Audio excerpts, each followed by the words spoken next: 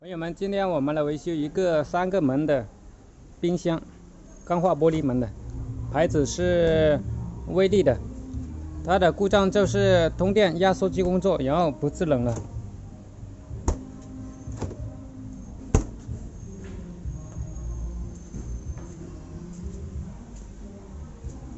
经过一晚上的打压力检测，是属于高压漏。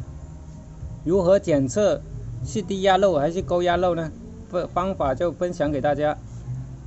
大家看到没有？这个压缩机，这里是高压管，这一段到过滤器这一段，它是属于高压的。我们打压的话，这里打进去到这边可以检测到高压。低压的话就是回气管，这里到毛细管的下一端。就是干燥过滤器接毛细管的这一端，在这里，这一段和这一段是检测低压的。这里把它焊死，这里接一节铜管焊到压力表上面，就是回气管这里，这里就接一个压力表。打多少压力的话，根据个人的爱好，打压力高一点的话，检测就快一点；打压力低一点的话，检测时间就长一点。看这个表的变化，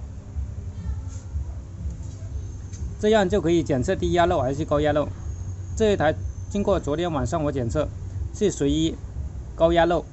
高压漏的话，我们只是外挂一个冷凝器就可以，就是像这种叫做冷凝器，外挂在它的后背就可以。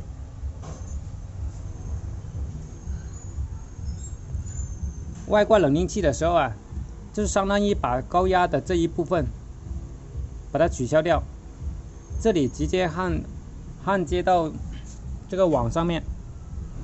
这个过滤器也要不要再重新焊一个过滤器，这样就可以把这台冰箱维修好了，抽真空加氟。好了，本次视频就跟大家分享到这里。